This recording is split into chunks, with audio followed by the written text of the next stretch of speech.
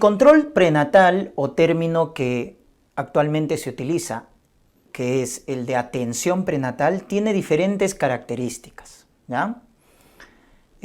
¿Cuáles son esas 3 características que debes recordar? Es precoz, porque el primer control debe ser en el primer trimestre, periódico, ¿no es cierto?, continuo e integral. Esas son las 3 características del control prenatal, ¿no? Precoz porque el primer control debe ser en las primeras 14 semanas. Periódico se refiere a que debe ser continuo, ¿ya? Como vamos a ver, lo que nos dicta la norma técnica. E integral, que se refiere a esta parte de la atención reenfocada o control reenfocado, que evalúa la parte física, psicológica y el entorno social. Ese es el control reenfocado, que no solamente se enfoca en la parte biológica o física, ¿no?, sino también la parte psicológica y social.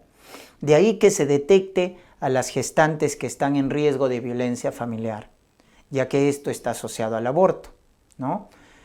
Y el enfoque intercultural, que es muy importante, respetar las creencias, la idiosincrasia, sobre todo en las zonas más alejadas. Un claro ejemplo de enfoque intercultural es el parto vertical.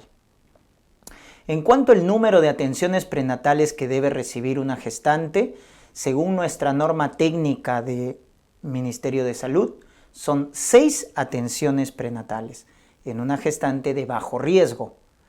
Pero si la gestante tiene menos de 15 años, el número debe aumentar a 8 atenciones prenatales, ¿correcto? Y según la Organización Mundial de la Salud, las atenciones en gestantes de bajo riesgo debe ser 8, ¿ya? Muy bien. En el primer control o la primera atención prenatal debemos recordar que se solicitan ciertas pruebas que son básicas, ¿no? Aparte del examen físico, los antecedentes, etcétera, la afiliación, debemos pedir pruebas, como por ejemplo la hemoglobina, ¿no?, para descartar anemia, el grupo y factor, para descartar isoinmunización, glucosa en ayunas, ¿no?, para diabetes, examen de orina y urocultivo, para detectar bacteriuria sintomática. En nuestra norma nos indican proteinuria, ¿ya? Proteinuria, monitorización de la presión arterial, descarte de VIH, ¿correcto?, con pruebas de ELISA, VDRL para sífilis, lo que viene a ser también antígeno de superficie para descarte de hepatitis B, ¿no?, el antígeno australiano. TSH también se pide, hormona estimulante de tiroides, porque la disfunción tiroidea genera muchas complicaciones. La ecografía también del primer trimestre, ¿no?, entre las 10 a 14 semanas. Entonces ahí hemos resumido las pruebas básicas que se piden en todo primer control o primera atención prenatal.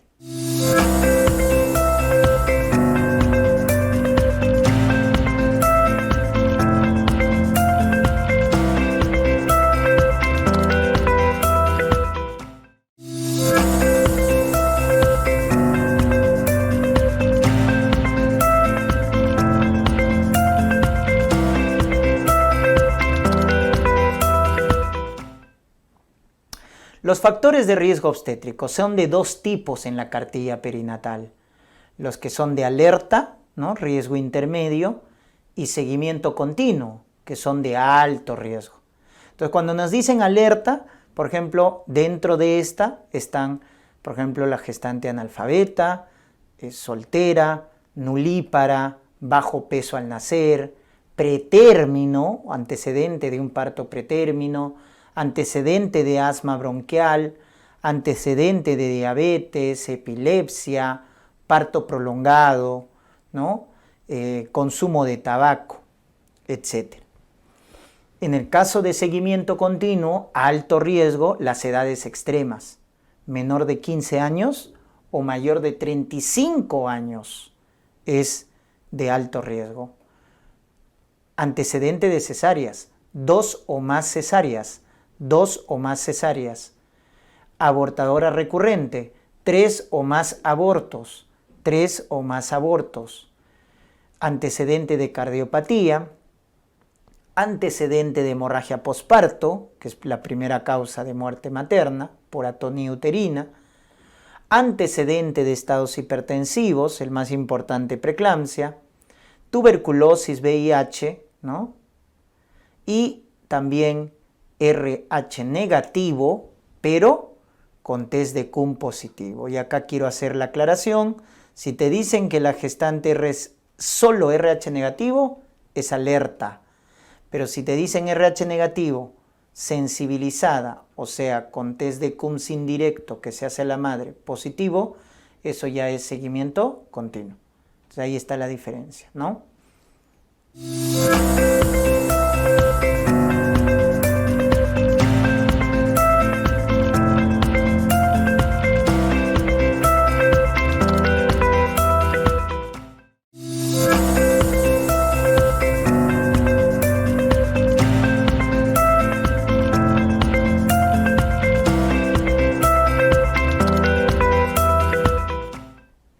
En lo que es propedéutica obstétrica, debemos recordar la fórmula obstétrica, el gesta para, ¿no?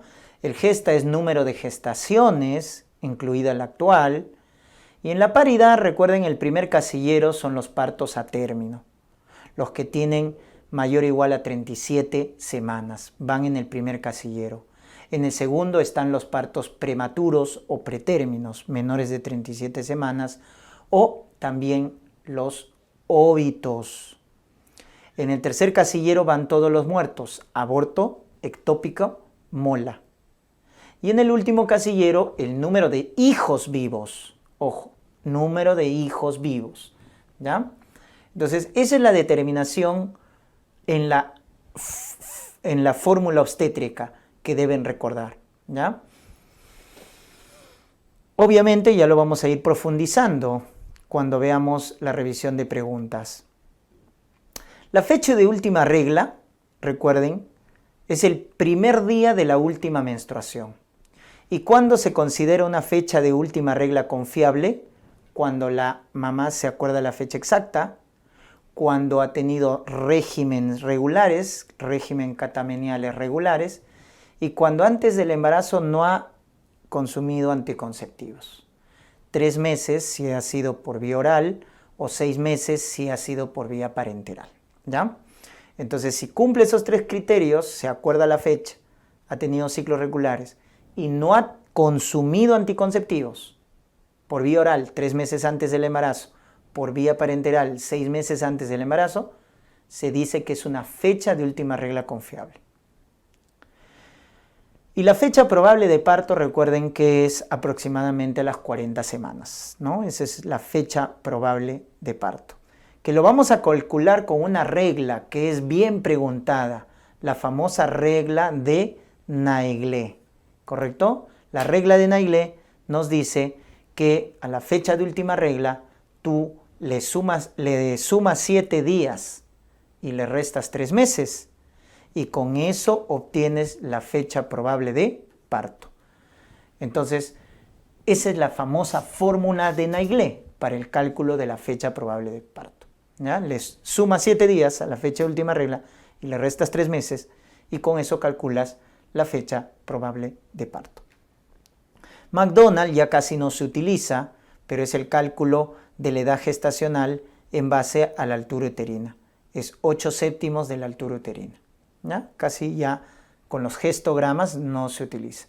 Y Johnson también, ya que tenemos la ecografía, ya que la fórmula de Johnson nos calculaba el ponderado fetal, pero que también ya está en desuso. Recuerden que el cálculo de la altura uterina nos da una información muy importante, porque podemos encontrar que la altura uterina está relacionada a la edad gestacional entre las 20 y 34 semanas. Pero podemos tener causas de, ¿no es cierto?, patologías que disminuyen la altura uterina con respecto a la edad gestacional o aumentan la altura uterina con respecto a la edad gestacional. Ejemplos de disminución de altura uterina: la presencia de oligohidramnios, la presencia de un RCIU, la presencia de un óbito o de un feto en transverso. Esos son ejemplos de altura uterina disminuida para la edad gestacional. La contraparte, la altura uterina aumentada, por ejemplo, cuando hay polidramnios, cuando hay feto macrosómico, cuando hay embarazo múltiple, cuando hay enfermedad trofoblástica o mola, que da altura uterina aumentada, la mola total, cuando hay miomas o cuando el feto está en longitudinal. Recuerden, entonces ahí tenemos las causas que alteran la altura uterina con respecto a la edad gestacional.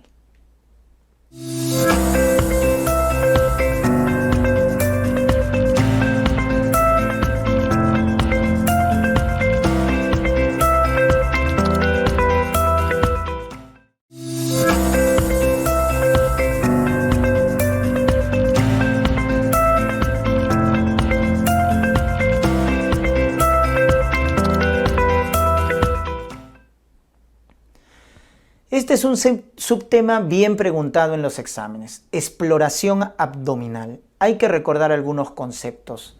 La actitud fetal. La actitud fetal comprende tres cosas. La actitud fetal relaciona los ejes de la madre con respecto al feto, y cuando te hablan de ejes, te están hablando de la situación. ¿Y cuál es la situación fisiológica? Longitudinal. Cuando te dicen que se relacionan los ejes, el eje de la madre con respecto al eje del feto. Lo normal es lo que estás viendo ahí en la imagen, longitudinal. Porque el eje fetal con la madre son paralelos. Luego tienes la presentación. La presentación es el polo fetal que se expone en la pelvis. Polo fetal que se expone en la pelvis. Lo normal es que la presentación sea cefálica, como estamos viendo en la imagen, la cabecita en la pelvis.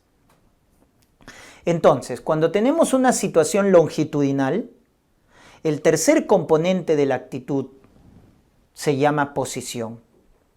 Y cuando tu situación es longitudinal, la posición lo determina el dorso del feto, como estás viendo ahí en la imagen. Y el dorso del feto hacia qué flanco materno está, hacia el flanco izquierdo. Por lo tanto, la actitud fetal de esta imagen que estás viendo, que se representa con el SPP, es longitudinal, cefálico, izquierdo. Ahí está. Esta es la actitud más frecuente, longitudinal, la situación, cefálico, la presentación y la posición izquierda. Es la más frecuente. Recuerden la definición de actitud fetal que les han preguntado. Es la relación de las partes fetales. Lo normal es que sea flexión. Si tú te das cuenta, mira las piernas, los brazos, la cabecita del bebito, todo está en flexión. Esa es la actitud fetal, relación de las partes fetales. Muy bien, entonces, ¿cuál es la actitud más frecuente? Longitudinal, cefálico, izquierdo.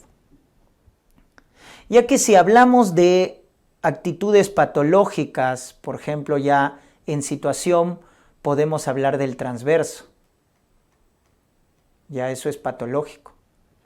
En presentación, del podálico, cuando expone los glúteos. Y en dorso, ojo, cuando la situación es transverso, o sea, está transverso el bebito, la posición lo determina la cabeza, ya no el dorso. Por eso la posición depende de la situación. Si es longitudinal, la posición se determina con el dorso. Si es transverso, la posición se determina con la posición de la cabeza.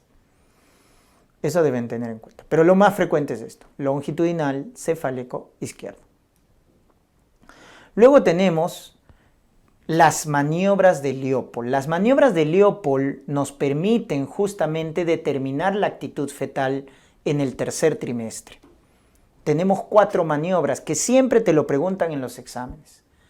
La primera maniobra es cuando se palpa el fondo uterino, como estás viendo en la imagen, y te determina empíricamente, inicialmente, la presentación y la situación.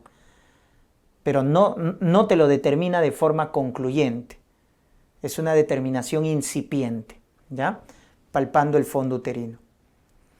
Con la segunda maniobra sí determinas, ¿qué cosa? La posición. Con la segunda maniobra determinas la posición. Con la tercera maniobra determinas la presentación ya de manera concluyente.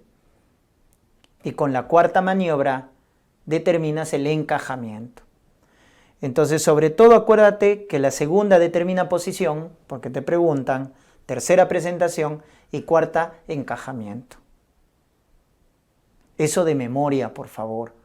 La primera, al palpar el fondo uterino, te determina incipientemente presentación y situación. Incipientemente. Porque luego ya las demás te completan la actitud del feto. ¿Ya? Entonces eso debes recordar. ¿Ah? Tenemos la variedad de posición.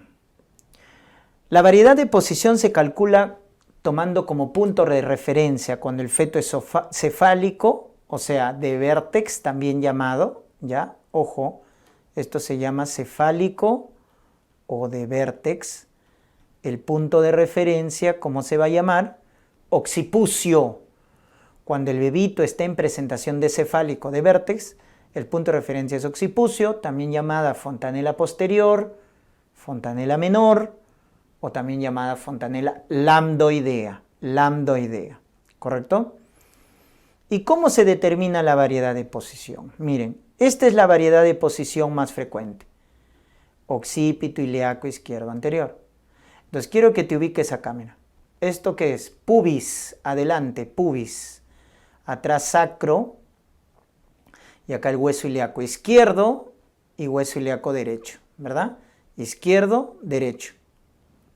Entonces, tú ubicas, esta es la cabeza del feto, y ubicas la fontanela más pequeña, que es esta, de forma triangular. Ese es el occipucio. Y mira dónde está mirando. Al hueso ilíaco izquierdo, y está cerca a pubis. Es por eso que se llama así, occipito ilíaco izquierdo, porque está mirando al hueso ilíaco izquierdo, y anterior, porque está cerca a pubis. Esta es la variedad de posición más frecuente. Entonces, cuando te pregunten, actitud más frecuente, longitudinal, cefálico, izquierdo. Variedad de posición más frecuente, occipito ilíaco izquierdo, anterior. ¿Ya? Esas son las más frecuentes. Ahora bien, acá recuerden algo, que esta variedad de posición va cambiando, miren. Miren cómo rota. ¿Vieron cómo rotó? Entonces, de lo que estaba occipito ilíaco izquierdo anterior, ahora ¿a dónde ha rotado? A occipito púbico. Seguimos rotando. Miren.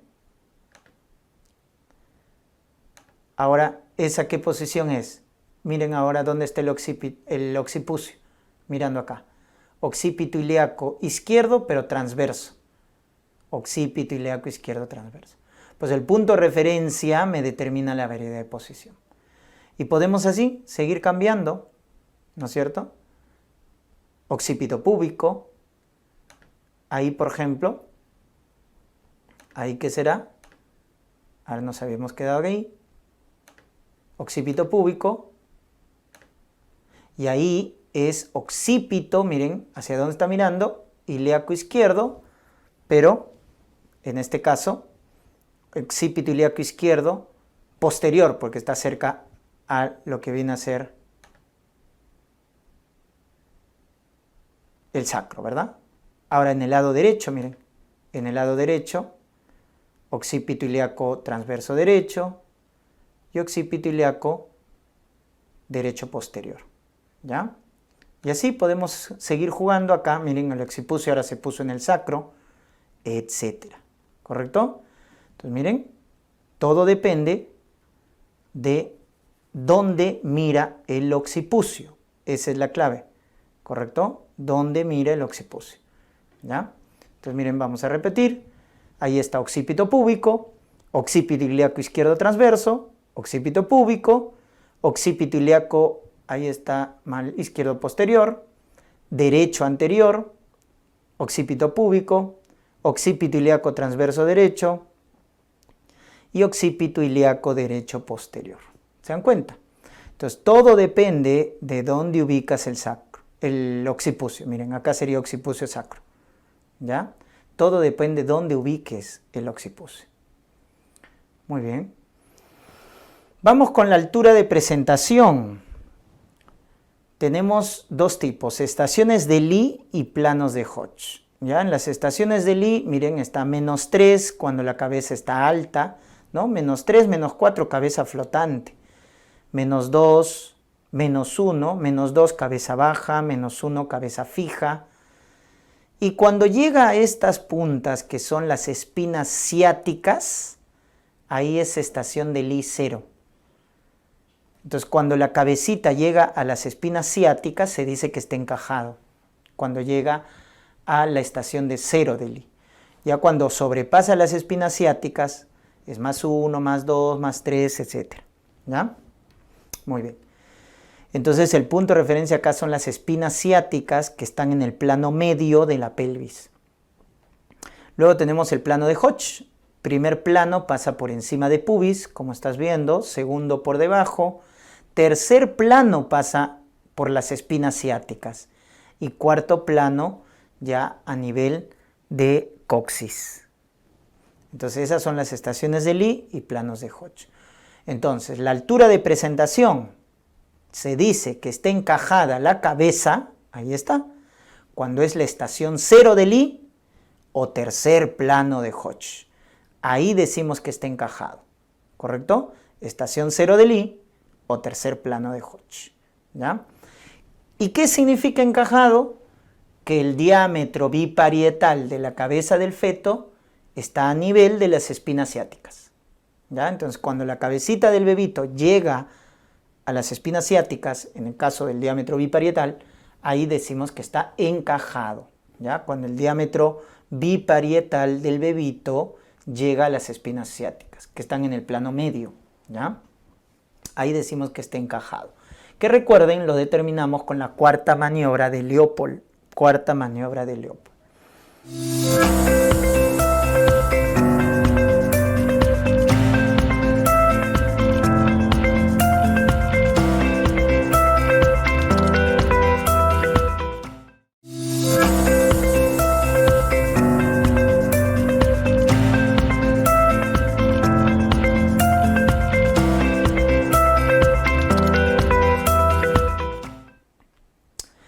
Vamos con los diámetros fetales. En la cabeza del feto tenemos los diámetros anteroposteriores. El básico, el fisiológico, es el SOP, suboccipito bregmático, que mide 9.5 centímetros, doctores. Es el fisiológico. Cuando el bebito flexiona la cabeza en el parto, expone el SOP. Pero cuando el bebito extiende la cabeza, ahí se van a presentar otros diámetros, como por ejemplo el occipito frontal, que mide 12 centímetros. Luego viene el occipito mentoniano, que mide 13.5 centímetros. O el submento bregmático, que mide 9.5. ¿Se dan cuenta? Entonces, esos 4 diámetros debes tenerlo mapeado dentro de la cabeza del feto. Porque el primero, como ya te comenté, se produce en un parto eutóxico, en un parto fisiológico, cuando el bebito pega el mentón al tórax. Entonces se expone el suboccipito bregmático. Ese es el fisiológico. En cambio, los 3 últimos se presentan en el parto distóxico. Te voy adelantando. En las llamadas deflexiones, cuando el bebito extiende la cabeza. Hay 3 grados de deflexiones. Grado 1, llamado sincipucio, donde expone el occipito frontal. Grado 2, llamado frente, donde expone el occipito mentoniano. Y grado 3, cara, donde expone el submento bregmático. ¿Se dan cuenta? Entonces, por eso es importante recordarnos estos diámetros. Y los diámetros transversales los tenemos acá, en el plano transverso, ¿no? El diámetro biparietal, que mide 9.5, al igual, ese es el biacromial, que mide 12, y el vitrocantérico, que mide 9.5. Entonces miren cómo la cabeza en el plano transverso, que es el biparietal, con la cadera, que es el vitrocantérico, tienen igual medida. El que tiene mayor medida en el plano transverso es el biacromial, el de los hombros, que mide 12 centímetros. Por eso cuando el bebito entra en el canal del parto, donde va a haber mayor dificultad para la salida del cuerpo fetal es en los hombros, porque el biacromial tiene mayor medida, ¿ya? Muy bien, entonces acá recordarnos estos diámetros, por eso si te preguntan cuál es el diámetro de mayor longitud en el anteroposterior, el occipito mentoniano, y en el transverso, el de los hombros, el biacromial. Recordarnos esos valores en cuanto a lo que viene a ser los diámetros fetales.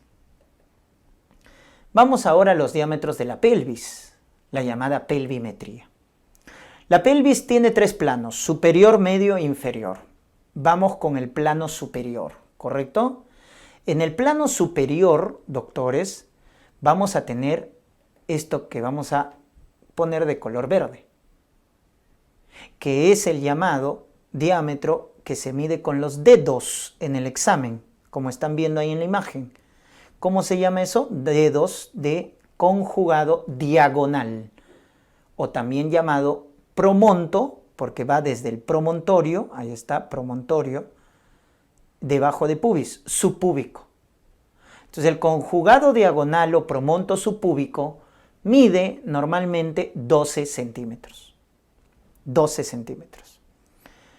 Pero si calculamos este otro diámetro, que lo vamos a poner de color celeste, se llama conjugado obstétrico, o también llamado promonto, porque va desde el promontorio, hasta detrás de pubis, miren, estás viendo, ¿verdad? Detrás de pubis. Entonces, promonto retropúbico. ¿Cuánto mide? 10.5. 10.5 centímetros. Entonces, hay una relación entre estos dos. El que mides con el dedo, que es el diagonal, le restas 1.5 y obtienes el obstétrico. Esa es la formulita, ¿correcto? Entonces tú obtienes el conjugado diagonal con el examen físico, con los dedos. A ese resultado le restas 1.5 y obtienes el conjugado obstétrico. Luego tienes en el plano medio. ¿Cuál es en el plano medio el diámetro? El biciático o interespinoso también llamado, cuya medida es 10.5 centímetros, igual que el conjugado obstétrico. Y finalmente, en el plano inferior, el diámetro que tienes es el biisquiático, también llamado intertuberoso, de las tuberosidades isquiáticas, que miden 11 centímetros, ¿correcto? Muy bien, entonces ahí tienes los diámetros de cada plano. Cuando te pregunten cuál es el más importante en el plano superior, el obstétrico. En el plano medio, el biciático, porque son los más limitantes, son los más pequeños, pues. Por lo tanto, van a ser los diámetros determinantes en el trabajo de parto.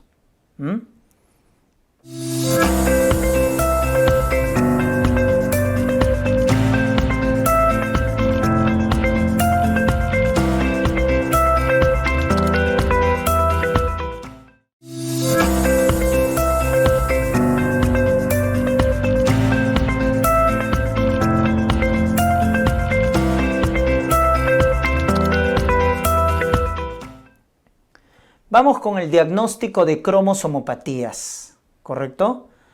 En el caso de las cromosomopatías, defectos genéticos también llamados, defectos ovulares, aneuploidías, el tamizaje se hace a todas las gestantes en realidad hoy en día. Antes se decía a partir de los 35 años, pero hoy en día se recomienda a todas las gestantes.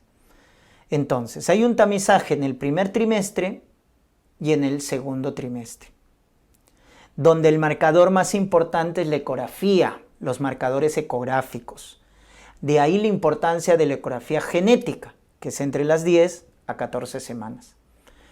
Porque ahí tenemos los marcadores ecográficos más importantes del primer trimestre para el diagnóstico de cromosomopatías. Y definitivamente el que resalta es este. La translucencia nucal es el más importante de todos. Cuando mide más de 3 milímetros o por encima del percentil 95, alto riesgo de trisomía del par 21. Es un predictor de trisomía del par 21 con una sensibilidad del 70%. ¿Se dan cuenta? Entonces, este es el más importante. Acuérdense. Pero hay otros marcadores, pero de menos relevancia. Hipoplasia de hueso nasal, también para el caso de síndrome de Down, trisomía del par 21. Higroma quístico, este sí es para Turner, ojo, Turner. Y reflujo tricuspidio. Reflujo tricuspidio. Entonces ahí están tus marcadores ecográficos de cromosomopatías del primer trimestre. El más importante, translucencia nucal. Complementas hipoplasia de hueso nasal, reflujo tricuspidio. Para síndrome de Down. Higroma quístico para Turner, acuérdate. Muy bien. Acuérdate que también hay marcadores bioquímicos. Ojo, los más importantes son los ecográficos, pero también hay bioquímicos. Y dentro de los bioquímicos, en el primer trimestre tenemos a estos dos, a la beta-HCG y al PAP. El beta-HCG, mira, es marcador de cromosomopatías en el primer trimestre. Y el PAP, que es la proteína placentaria asociada al embarazo. Mira que en el síndrome de Down, un beta-HCG elevado se correlaciona con un beta-HCG elevado y con un PAP bajo. ¿Correcto? Ya está. Entonces, esos son los marcadores ecográficos y bioquímicos de primer trimestre. Ahora vamos con los marcadores de segundo trimestre. Dentro del segundo trimestre, pero recordemos, ¿quiénes son los que ganan? Siempre ganan los de primer trimestre. Tienen más rentabilidad diagnóstica. Y si comparo ecografía con bioquímica, la ecografía gana a la bioquímica. Siempre hay que tener en cuenta esos datos. Ahora sí, dentro de los ecográficos de segundo trimestre tenemos el pliegue nucal, tenemos intestino hiperecogénico, longitud de fémur corto, quiste de plexo coroideo, dilatación pielo-ureteral, bilateral. Doctores, esos son marcadores ecográficos, pero de segundo trimestre. Entonces acuérdate los de primer trimestre y por defecto todos los demás son de segundo trimestre, para que no memorices todo.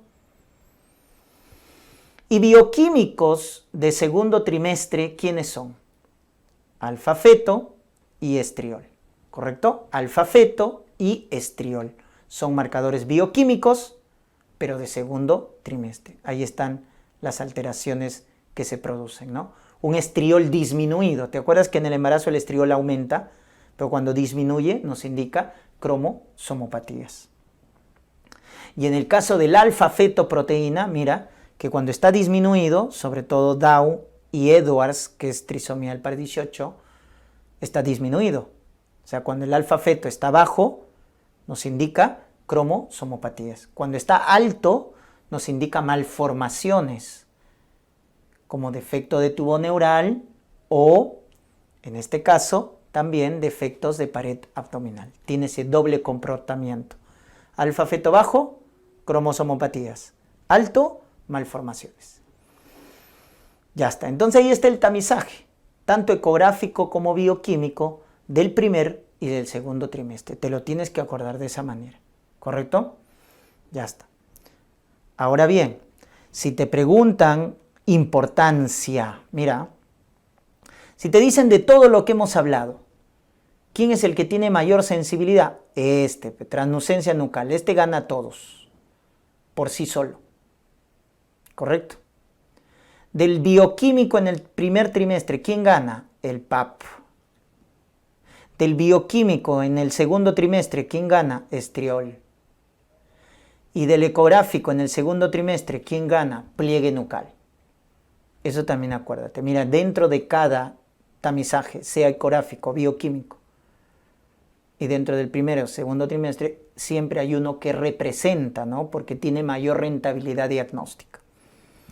Ahora bien, cuando este tamizaje es positivo, sea ecográfico, sea bioquímico, ¿cómo confirmamos el diagnóstico de cromosomopatía? El diagnóstico de certeza se puede hacer con una prueba no invasiva, mediante el dosaje de ADN fetal en suero materno. ¿Correcto? ADN fetal en suero materno. Pero ya si queremos confirmar con certeza, necesitamos pruebas invasivas. Y ahí tenemos la vellosidad de biopsia coreal cuando el embarazo es muy temprano, porque este estudio se hace a partir de las 10 semanas. O la amniocentesis precoz, que es a partir de las 15, o sangre de cordón funiculocentesis a partir de las 18 semanas. Entonces depende de la edad para optar por una prueba para confirmar la cromosomopatía, porque al extraer células del feto hacemos cariotipo y con eso confirmamos el diagnóstico. Y la última fila de la tabla nos indica el riesgo de pérdida, el riesgo de aborto, dependiendo de la prueba diagnóstica de certeza. Mira que la funiculocentesis tiene más riesgo de aborto. Luego está la más temprana, que es la biopsia de vellosidad coreal. Y la que menos tasa de aborto se asocia es la amniocentesis precoz. Ten en cuenta ese dato. Finalmente, en un examen te preguntaron qué es lo ideal o qué es lo recomendable. Hacer un tamizaje combinado. Combinas la edad, ahí está, 35 años, los marcadores bioquímicos de primer trimestre, PAP, beta-HCG, y tu ecografía de primer trimestre, calculando la translucencia nucal.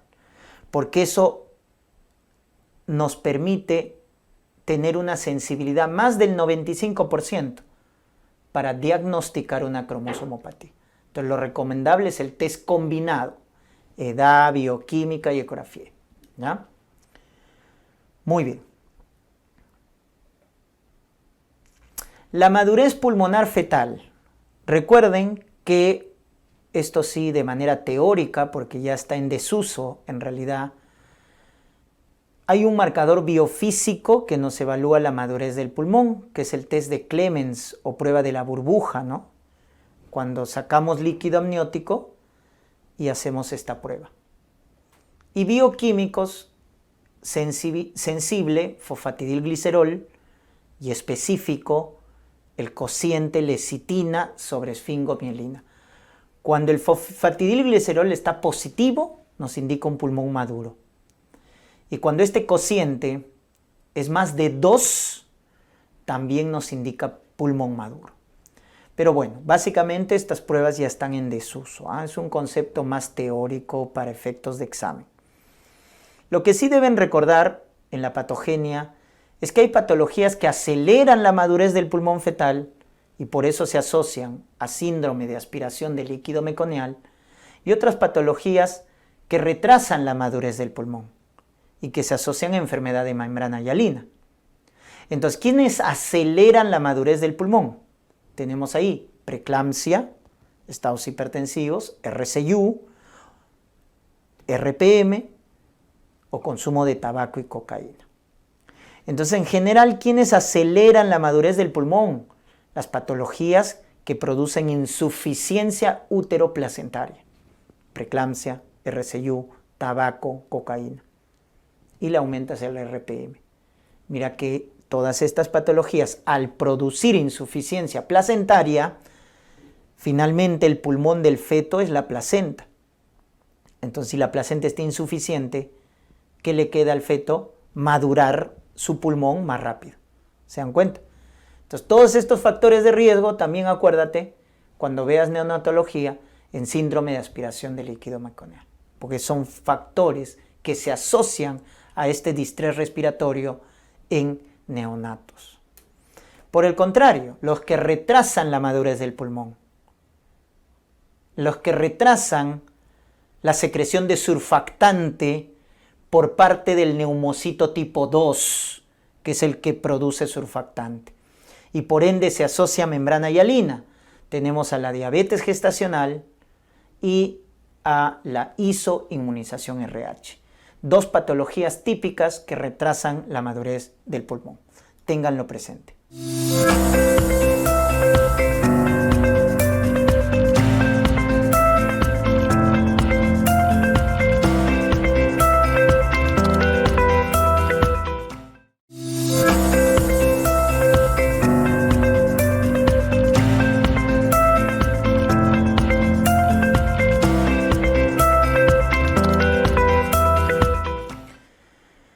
Muy bien, importancia de la ecografía obstétrica. Nuestra norma, ojo, nuestra norma técnica nos dice que solo se necesitan 2 ecografías, pero lo ideal es 4 ecografías obstétricas. Tengan mucho cuidado ahí, ¿ya? Nosotros, pues, en nuestro sistema de salud sabemos que estamos muy deficientes, muy abandonados en el caso del sistema de salud, ¿no?, de nuestro país. Así que es algo paradójico. Lo ideal es 4, pero la norma te dice solo 2. Entonces se tengan en cuenta eso. Y vamos a clasificarlo. La ecografía de primer trimestre es la más importante, la que se realiza entre las 10 a 14 semanas. Es la ecografía que te calcula la longitud cráneo-caudal, que es el mejor parámetro para calcular la edad gestacional, ya que su rango de error, como estás viendo, cuando es menos de 9 semanas, es más o menos 5 días. Y cuando está entre 9 y 14 semanas, el rango de error es más o menos 7 días. Es por eso que la longitud cráneo-caudal o corono-rabadilla es el mejor parámetro para calcular la edad gestacional en el primer trimestre.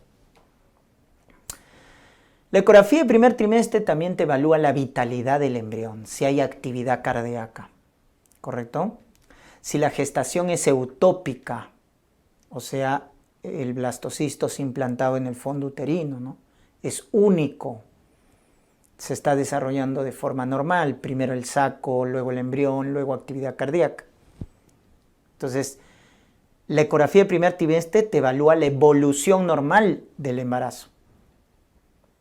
Pero también ya te determina, ¿no es cierto?, marcadores de cromosomopatía, ya que a esta ecografía también le llaman ecografía genética, ya que contiene el principal marcador de cromosomopatías, que es la transnucencia nucal, principal marcador ecográfico de cromosomopatías. Muy bien. Luego tienes tu ecografía de segundo trimestre, entre las 20 y 24 semanas.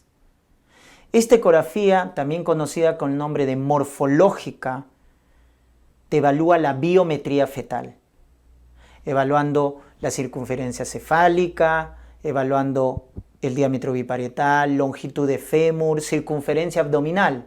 Son los parámetros que se evalúan para calcular el ponderado fetal, por ejemplo, y la morfología sobre todo. Es por eso que esta ecografía, ojo, es la que te diagnostica malformaciones congénitas. Y las más fáciles de diagnosticar en el embarazo son los defectos de tubo neural, espina bífida, anencefalia y también las malformaciones genito-urinarias, como la genesia renal. Son las malformaciones que clásicamente se diagnostican con esta ecografía. Lo que estamos viendo en la imagen es el signo de la cabeza de limón, que nos indica defectos de tubo neural. Así como el signo de doble burbuja te dice atresia duodenal, el signo de cabeza de limón nos dice defectos de tubo neural. Luego tienes tu ecografía de tercer trimestre, entre las 34 a 36 semanas. Esta ecografía es muy importante por 3 razones. Una, te evalúa el crecimiento fetal. Por eso el diagnóstico de RCIU se hace con esta ecografía. También te evalúa la localización de la placenta. Una placenta normal, ¿no es cierto?, localizada normoinserta o cuando es una placenta previa, ¿no? Entonces la ecografía me confirma el diagnóstico de placenta previa. Y te calcula el volumen de líquido amniótico.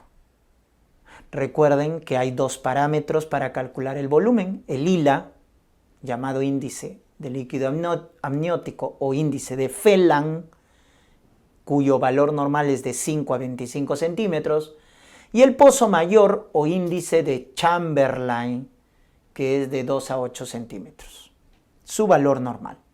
Entonces, por esas tres razones, la ecografía de tercer trimestre es importante. Pero también se aumenta una ecografía a término, entre las 37 y 40 semanas.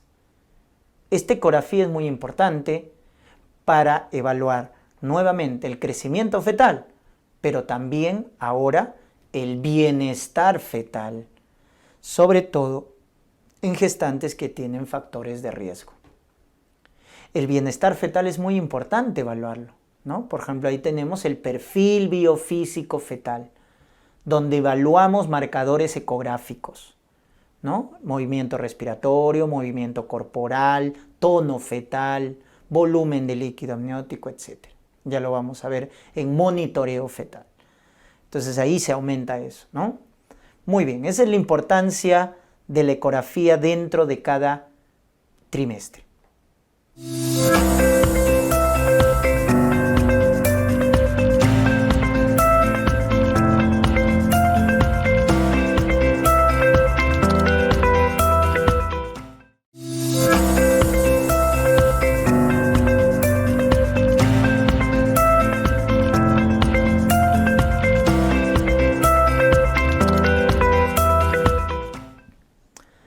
Y finalmente vamos a ver la parte de monitoreo fetal.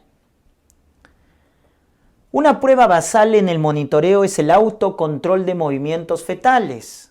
Y eso se le explica a la madre, que en 1 hora debe percibir 3 movimientos o en 2 horas 10 movimientos en el feto. Eso es un signo de bienestar fetal. Por el contrario, doctores, si la mamá reporta que no percibe los movimientos o están ausentes, eso es un síntoma de alarma. Entonces debe acudir al centro de salud más cercano para que sea evaluada, ¿verdad? Entonces, esa es una prueba basal. Entonces, si hay algún síntoma de alarma o una gestante con factores de riesgo, la prueba que se le indica ya en un centro de salud como tal o en un hospital para evaluar el bienestar del feto es el test no estresante. Es nuestra prueba inicial, ¿no? El test no estresante lo que evalúa es la reactividad fetal, la reactividad cardíaca. Porque el test no estresante te calcula la frecuencia cardíaca fetal, la variabilidad y la presencia de aceleraciones.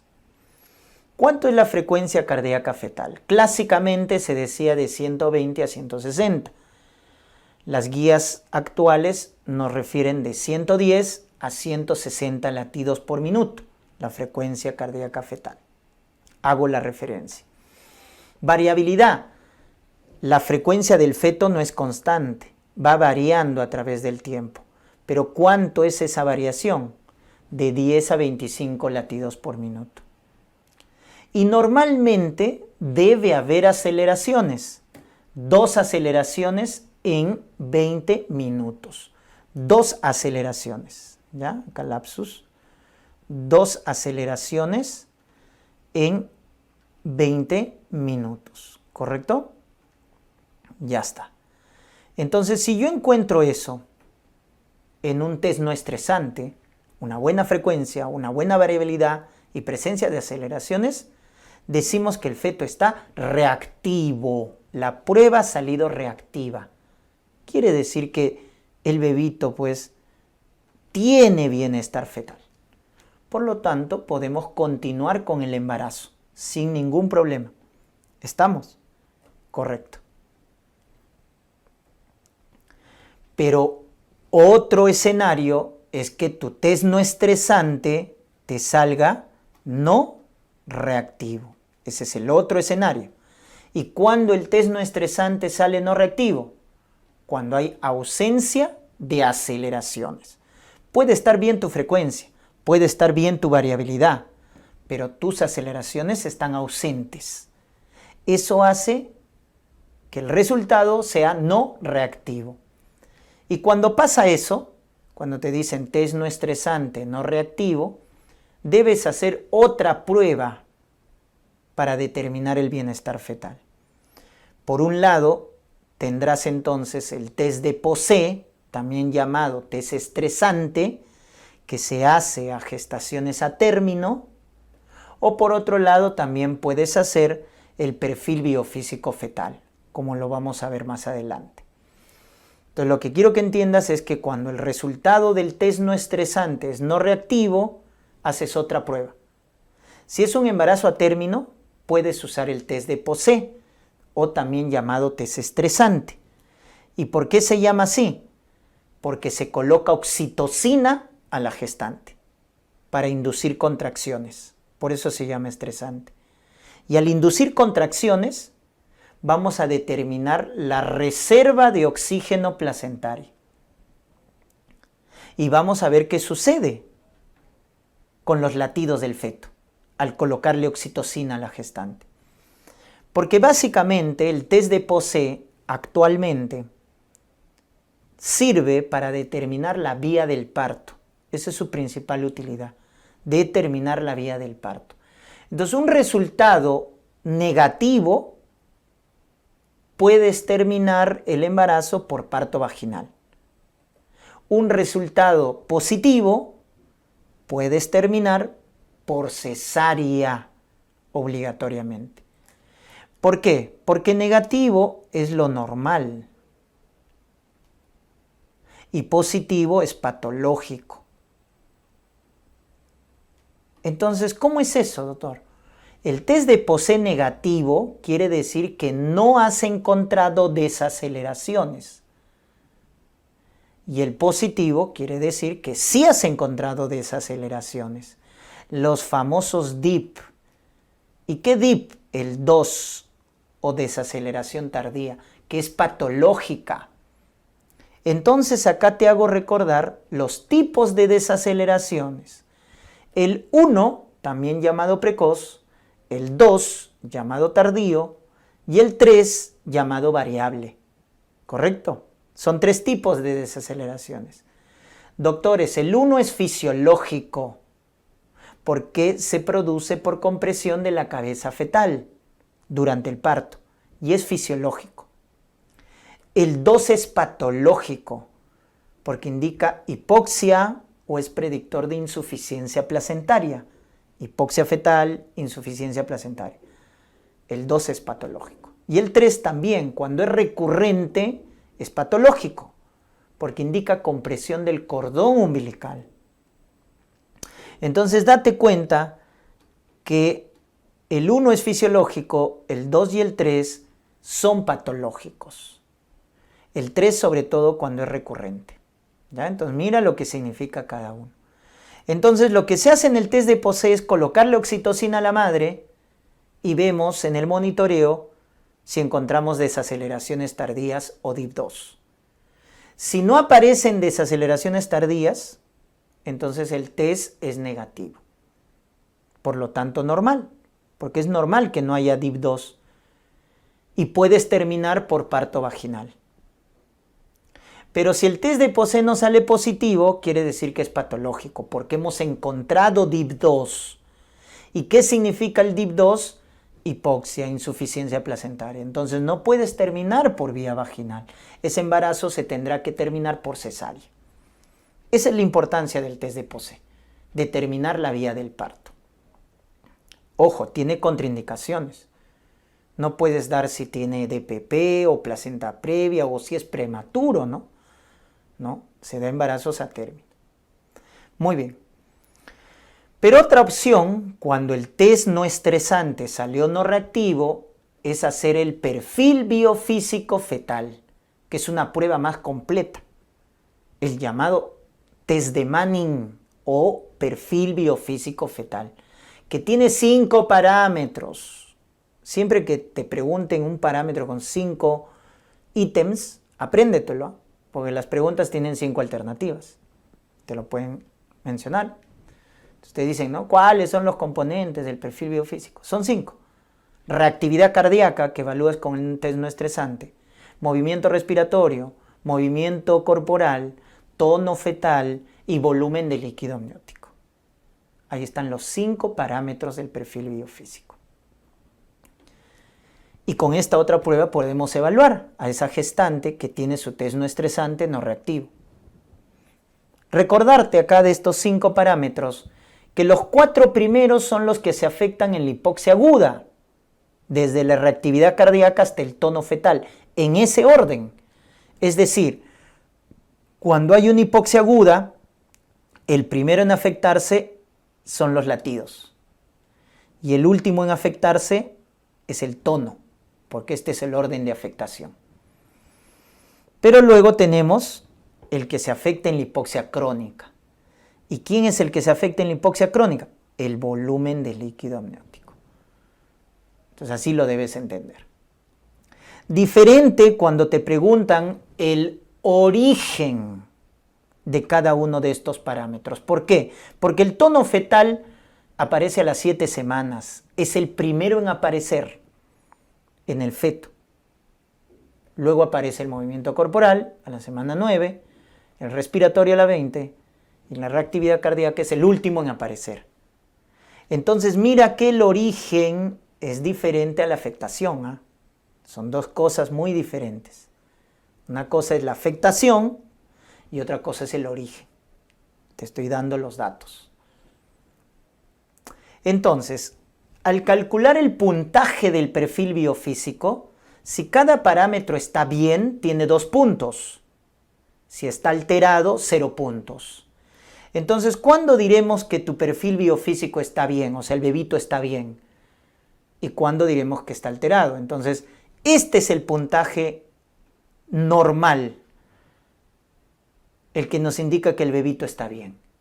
10 de 10, ¿no? Porque son 5 parámetros y todo está bien, por 2, 10 de 10, u 8 de 10, pero con líquido normal. Eso está ok.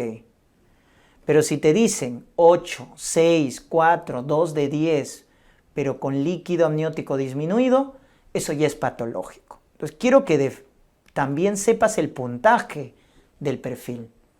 Entonces esto está bien, o 10 u 8, pero con líquido normal. Pues si te dicen 8 o menos con oligohidramnios, eso ya es patológico. Entonces la conducta definitivamente tiene que ser diferente. En el primer caso continuamos con el embarazo, porque está bien. En el otro terminamos el embarazo. Tenemos que terminar. Y la gran pregunta acá, en el último escenario, cuando tenemos un puntaje en el perfil 8 o menos con oligohidramnios, es ¿por qué vía voy a terminar el embarazo? ¿Por vía vaginal o por cesárea? Y eso va a depender del resultado del test no estresante. Y acá muchos se equivocan. Entonces, cuando tú tienes un puntaje en el perfil biofísico alterado, que es 8 o menos con oligohidramnios, que indica terminar el embarazo. La pregunta es, ¿parto vaginal o cesárea? Fíjate en tu test no estresante. Porque si tu test no estresante salió reactivo, puedes terminar por vía vaginal. Pero si sale no reactivo, por cesárea. Porque en este primer caso, doctores, estamos frente a una hipoxia crónica que puedes terminar por vía vaginal. En cambio, en este caso estás en una hipoxia aguda. ¿Correcto? Porque mira, ¿quién era el primero en alterarse en la hipoxia aguda? ¿Quién era el primero? Los latidos. ¿Y quién se afecta en la hipoxia crónica? El volumen de líquido. Entonces, el hecho que acá te digan que ya el líquido está disminuido es hipoxia crónica. Entonces, ahora el tema es ver si hay o no hipoxia aguda. Entonces, si tu test no estresante está reactivo, o sea, quiere decir que está bien los latidos, Entonces, esta gestante el bebito solo tiene hipoxia crónica, porque los latidos están bien y solo hay alteración del líquido amniótico. Es hipoxia crónica, por lo tanto parto vaginal. Pero acá ya no, porque aparte de estar alterado el líquido, tu test no estresante sale error no reactivo. O sea, hay hipoxia aguda, por eso acá cesárea. ¿Ya? Entonces, esto es fundamental para los casos clínicos, doctores. Tienes que saber tu puntaje, cuándo es normal para decir continuamos con el embarazo y cuándo es alterado para finalizar el embarazo. Sobre todo se confunden con el 8 de 10. Mira, 8 de 10 con líquido normal es fisiológico. 8 de 10 con oligohidramnios es patológico. Por lo tanto, finalizo el embarazo. Y cuando te preguntes qué vía del parto voy a utilizar para terminar el embarazo, pregúntate cómo está tu test no estresante. Si salió reactivo, parto vaginal. Si salió no reactivo, cesárea. ¿Correcto? Muy bien. Y según la Sociedad Americana de Ginecobstetricia, tenemos 3 categorías para clasificar según los resultados del monitoreo.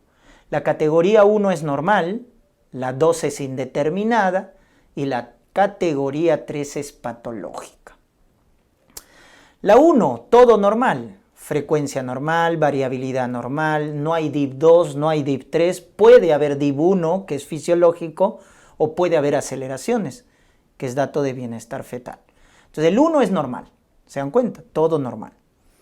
El 2 es intermedio, taquicardia fetal, disminución de variabilidad. Y el 3 es patológico, porque te dice ausencia de variabilidad más DIP2. Otro caso, ausencia de variabilidad más DIP3. O ausencia de variabilidad más bradicardia fetal. Eso es categoría 3. O también es categoría 3, que es patológico, cuando te dicen patrón sinusoidal. Sinusoidal. Patrón sinusoidal de frente categoría 3. Y lo que no encaja en 1 ni en 3, entra en el 2. ¿Ya? En el 2 entra todo lo demás, que no encaje ni en 1 ni en 3. Por eso les di de ejemplo en categoría 2, taquicardia fetal o disminución de variabilidad. ¿Correcto? Entonces eso tienen que acordarse bien, ¿ah? Porque les pueden preguntar a qué categoría pertenece el monitoreo. Y cuando hablamos de las pruebas de oro o el gold estándar para determinar la hipoxia fetal, cuyo término antiguo era sufrimiento fetal agudo. El término actual, el término moderno es estado fetal no tranquilizador. ¿Cuál es la prueba de oro, el gold estándar para determinar un estado fetal no tranquilizador? Durante el embarazo, o sea, antes del trabajo de parto o durante el parto. Si es antes del parto, el Doppler. Si es durante el trabajo de parto, es en el parto la microtomía de cuero cabelludo, que nos determina el pH fetal. ¿Se dan cuenta? En el caso de Doppler tenemos de varios vasos. La arteria uterina, que nos determina la insuficiencia placentaria, es predictor también de preeclampsia, recuerden. La arteria umbilical, que nos determina la hipoxia leve, cuando nos dice que su flujo está disminuido. La arteria cerebral media, que nos dice hipoxia moderada, cuando su flujo está aumentado, ya que nos determina ahí la redistribución hemodinámica, cuando un feto tiene hipoxia. Miren la diferencia. Flujo disminuido en arteria umbilical, hipoxia leve. Flujo aumentado en arteria cerebral media, hipoxia moderada. Y en el ductus venoso, ya cuando se altera, nos indica hipoxia severa, ¿no? Un flujo reverso o un flujo ausente. Flujo reverso o flujo ausente, grave, hay que sacarlo a ese bebito. Y la microtomía de cuero cabelludo que nos determina el pH fetal, la conducta depende del valor del pH en la sangre fetal. Si es menos de 720, nos está confirmando la acidosis metabólica. Por lo tanto, acá debemos extraer al feto de manera inmediata, porque nos está confirmando la hipoxia, ¿no? La acidosis metabólica. Si el pH determinado está entre 720 y 724, debemos repetir la prueba en 20 a 30 minutos. Ese es el algoritmo. Y si es menos, ¿no es cierto? O perdón, acá más de 7.25, entonces ahí determinamos otra vez el pH dentro de una hora. Ese es el algoritmo de la microtomía de cuero cabelludo dependiendo del valor del pH. ¿Ya, doctores? Muy bien.